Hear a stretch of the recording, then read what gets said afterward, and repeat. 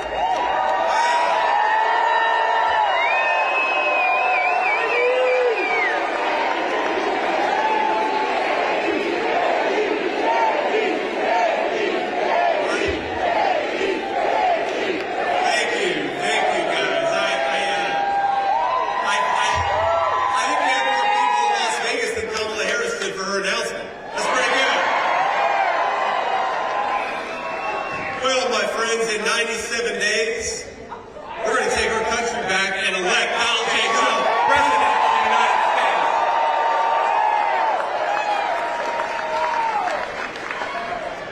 God bless you. We got a Middletown person, and it's going to start in the great state of Nevada. God bless you. Now, it feels like time is standing still here. Politics a lot has happened in the last month, but just over a month ago, President Trump wiped the floor with Joe Biden on the debate stage,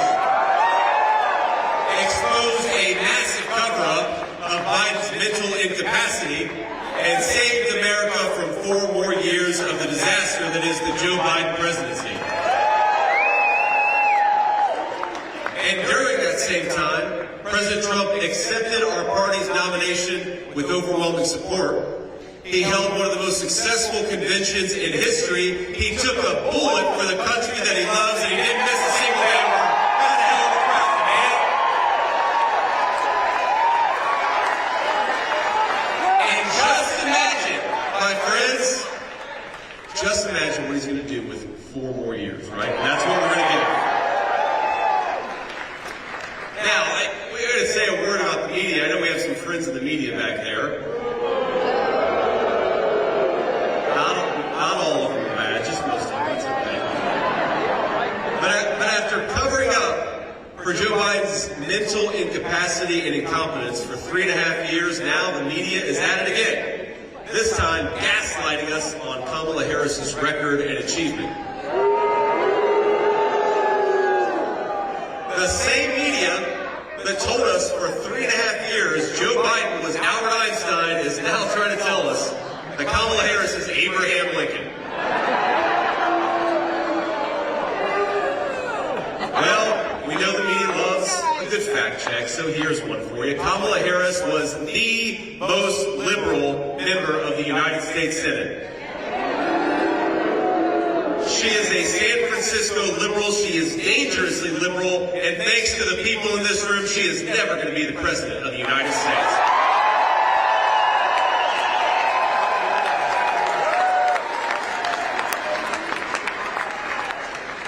We're not going to listen to the media's lies any longer, and there's nothing they can do about the fact that Kamala Harris owns every failure of the Biden administration over the last 4 years.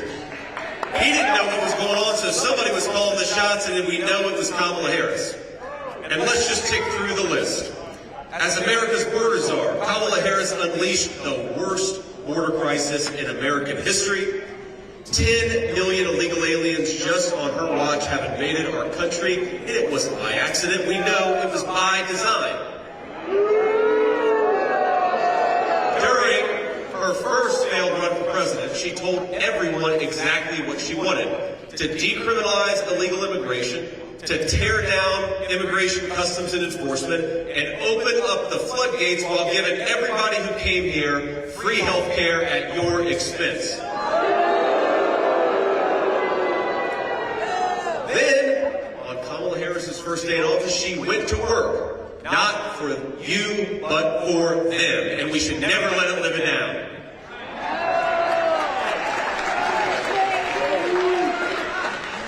They suspended deportations. They stopped building the wall. They reinstated catch and release, and that's how every state from Ohio to Nevada to California to Michigan became a border state. They just released people into our country.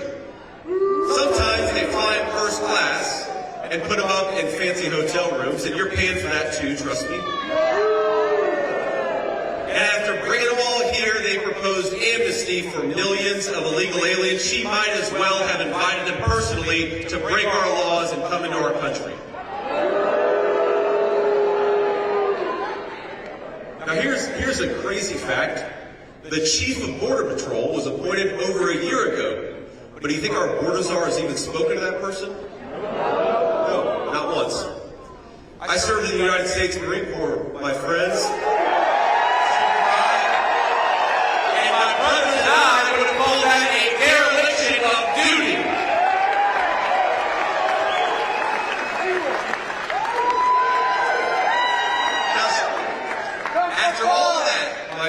She has the nerve to question our loyalty to this country, mine and yours.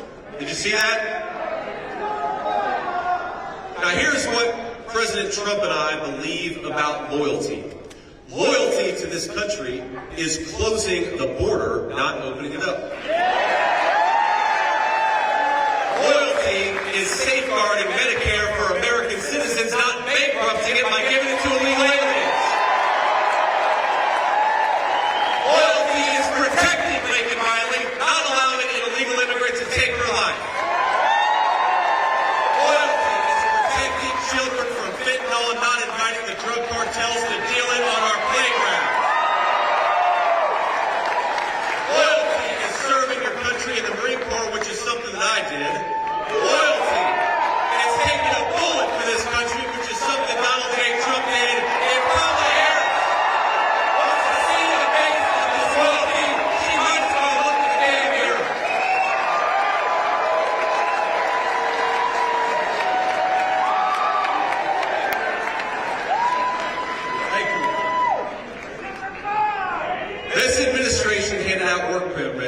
To 3 million illegal aliens who lied to claim asylum. They turn a blind eye while those fraudsters steal American jobs and undercut American wages. And if the failed border czar wins, she's not going to stop until every illegal immigrant has the right to vote, which is going to destroy your voice in your own country to make room for people who shouldn't even be here.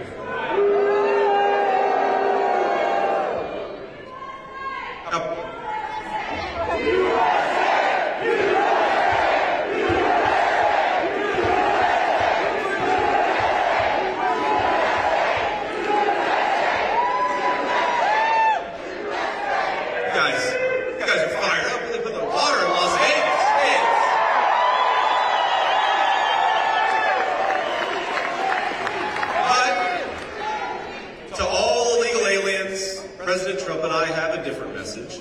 If you are here against the laws of this country, pack your bags because you're going home in 6 months.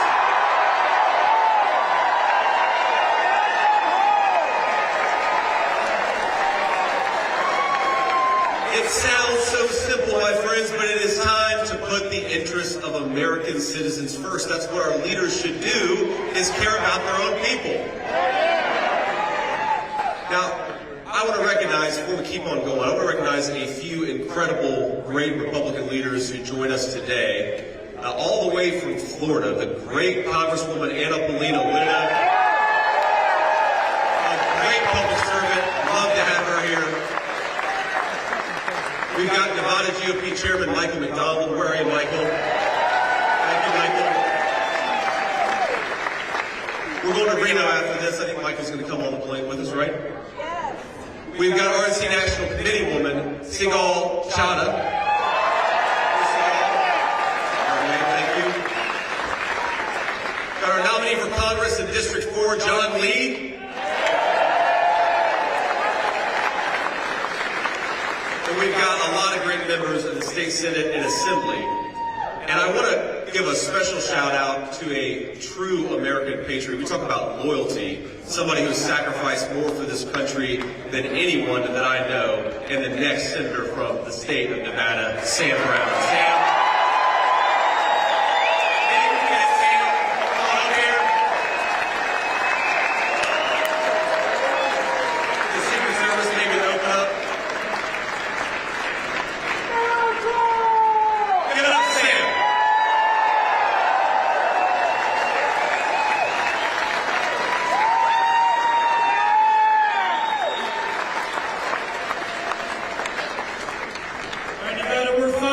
JD Vance and President Trump.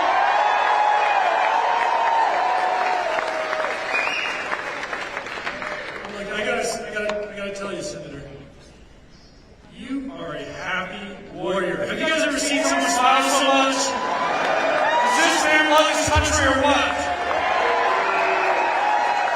When I see President Trump and I see JD Vance on the trail or on the TV, sacrificing, serving this country. This is what leadership looks like. And this is why I'm endorsing JD Vance as our next Vice President of the United States of America.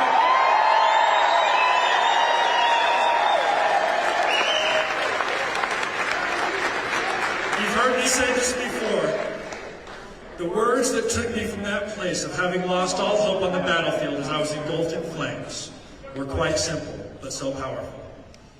It was, "Sir, I've got you."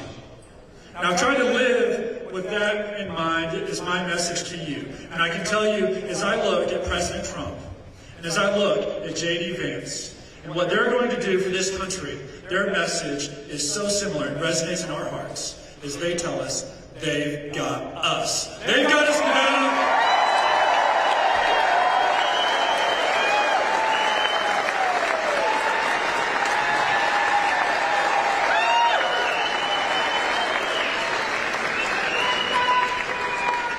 We're going to get this guy elected, right?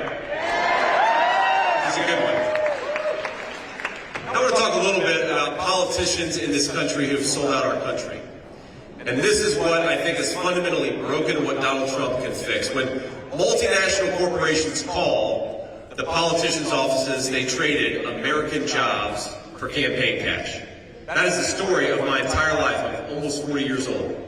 Now, they never admit that, of course. They brag about trade deals and promise cheap consumer products. They called it globalization, and that's what it was. American jobs went to some other part of the globe, and if it's up to Kamala Harris, it's going to keep happening. She voted, even after it was obvious it was a mistake, she voted to preserve NAFTA, the very trade deal that sent American jobs to Mexico and turned American dreams into nightmares. And now she wants a promotion. I say we ought to fire Kamala Harris and replace her with Donald Trump.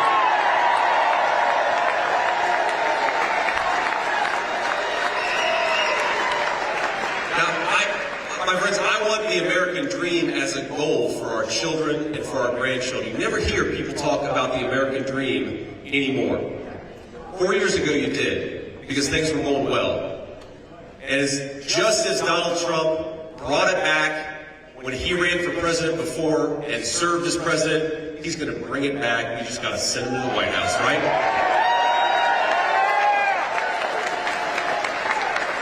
So let's talk a little bit about what we believe in the Republican Party. We believe that 1 million cheap knockoff toasters aren't worth the price of a single American manufacturing job. We believe in rebuilding American factories and rebuilding the American dream, and we're going to stamp more and more products with that beautiful label, Made in the USA.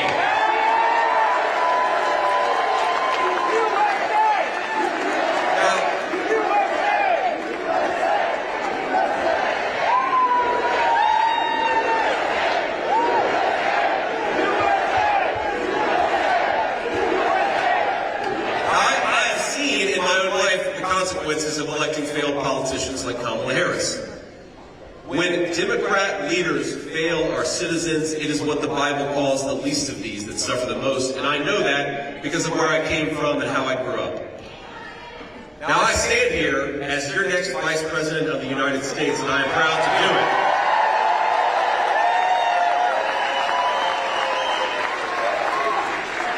But it wasn't supposed to work out like that. I grew up in a family that struggled with addiction. That's why my grandmother raised me. I grew up in a family that sometimes struggled to put food on the table. I grew up in a family where things were often tight and tough.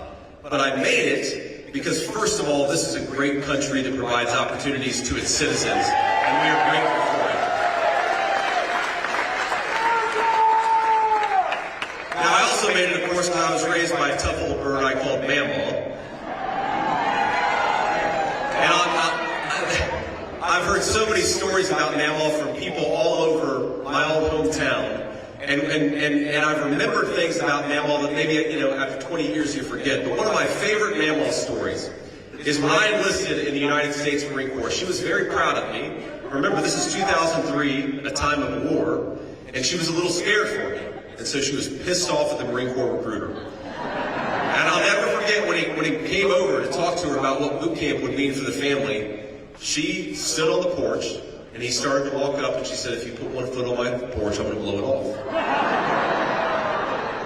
And that was the woman who gave me all the opportunities that I've had, and I'm so grateful for all the strong women out there, especially the strong grandmas and the strong moms.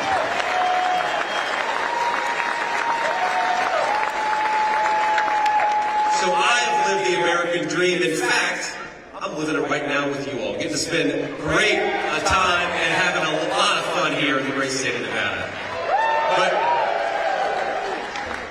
But friends, the dreams that we have for our country and our families, you better believe it, they are on the ballot in November. And the way to preserve that American dream, the way to fight for that American dream, the way to build upon that American dream is to elect Donald J. Trump, the next president of the United States.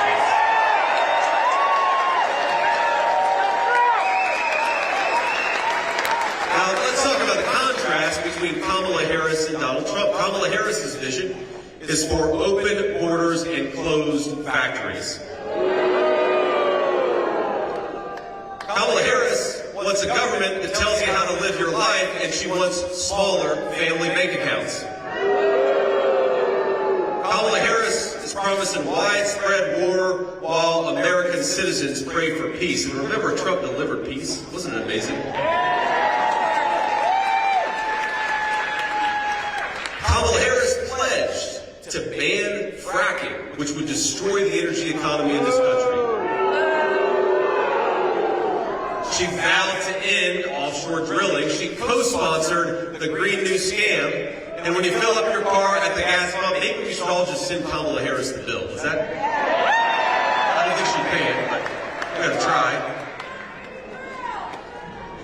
That's right. Make no mistake. The terrible affordability crisis, higher groceries, higher energy prices, higher housing prices, it is destroying the American dream, and it is Kamala Harris's fault.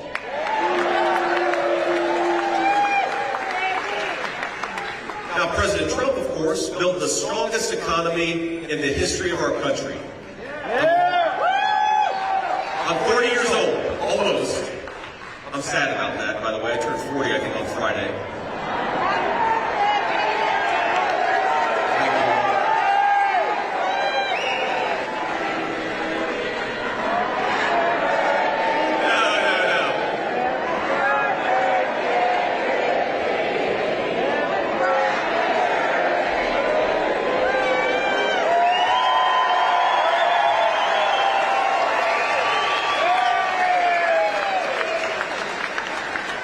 Beautiful singing voices, great energy. You've got everything here in Las Vegas. But remember, for 40 years, we had declining wages for workers. Under the Trump administration, we had rising wages for workers. And it's common sense. How did he do it? He delivered a giant tax cut for hardworking families. He rewarded companies that built jobs and factories in the United States of America and penalized the guys who were shipping jobs overseas. He unleashed the entrepreneurial spirit that drives American innovation.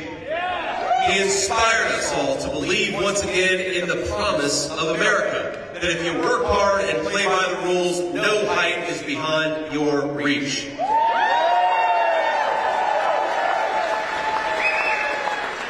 And Kamala Harris has broken, I think, that foundational promise that if you work hard and play by the rules, you ought to be able to live a good life in this country. Now, that's why so many Americans no longer believe that their children will be better off than they are. And I hate to say it, if we elect Kamala Harris, they're going to be right. So if you're out there and just trying to make ends meet, if you're scraping by instead of thriving, if your hope is dwindling just as fast as your bank account, help is on the way, and its name is Donald J. Trump.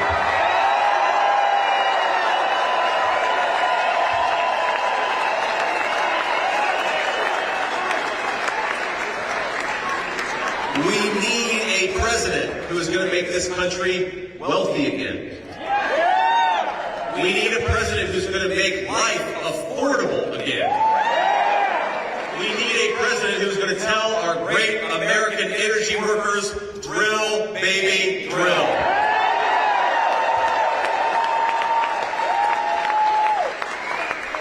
We do not need a president who's fantasized about closing immigration and customs enforcement would make the border crisis even worse. We do not need a president who wants to turn our cities into sanctuaries for criminal aliens and then defund the police so there's no one at home to stop him. But the clock is ticking on Kamala Harris. 6 months from now, President Trump will launch the largest deportation program in American history.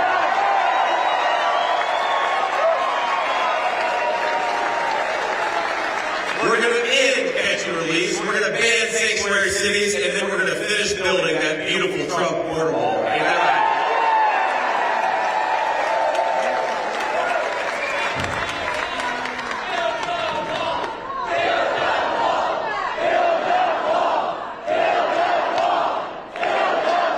Now, when rioters and looters, remember that in the summer of 2020, burned American cities to the ground, Kamala Harris was trying to bail all of them out of jail.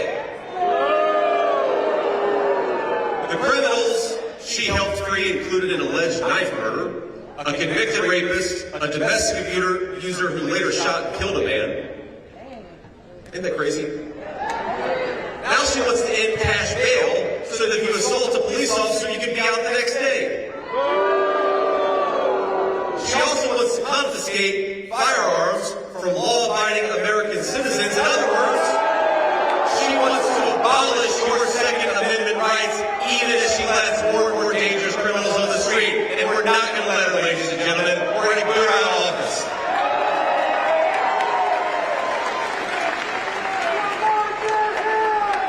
I guarantee you, if Kamala Harris is president, law-abiding citizens are going to struggle.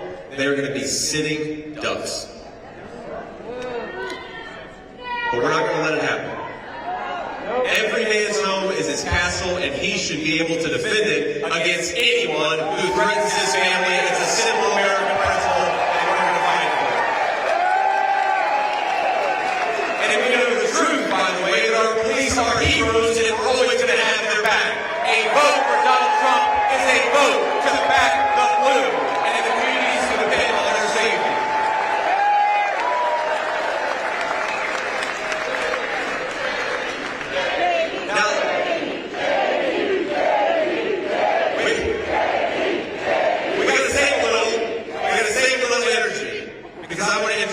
Two of this community's finest. Nicholas Pappas, where's Nicholas? Stand up, sir.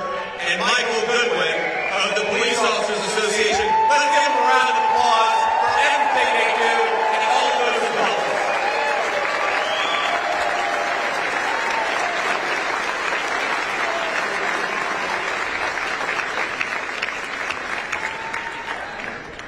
Now together, we're going to save this country for every American of every race, color, and creed. And it all starts with strength. Strong borders, strong families, a strong economy, and a strong president.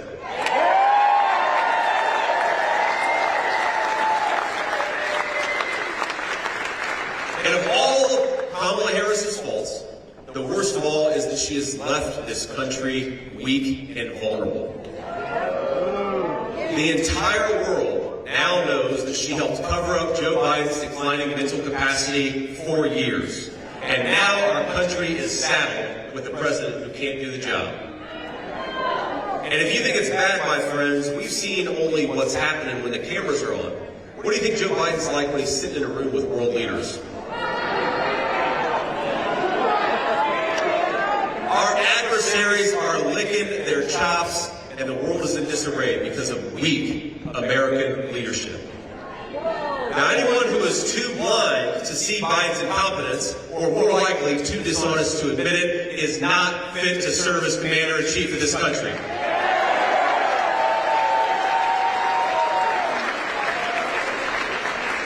And the Democratic bosses, without Democratic voters casting a single vote, have installed Kamala as their new nominee, or at least they're trying to. We'll see if they maybe give her the vote a few weeks too. The media, which for years has said that Republicans are a threat to democracy, they're calling it a coronation. I've got a different word for it. I call it a coup. In America, my friends, we do not crown our leaders, we vote for them. Remember, in the 2020 Democrat primary, Harris dropped out a month before the first vote was even cast. She was so unpopular, she polled in the single digits even among Democrats her entire campaign.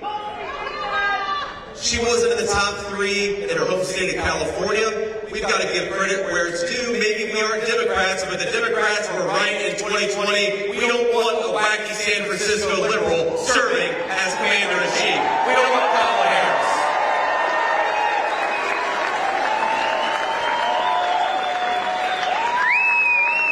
Her record of disaster is clear. 500,000 kids have been trafficked by the cartels thanks to her policies. Hundreds of thousands of our citizens are dead from fentanyl thanks to her policies. Hardworking Americans cannot afford groceries or rent because of her policies. And my question to the American people is, do you want a president who is disloyal to this country, or do you want one who is willing to take a bullet for it? I think I know the answer.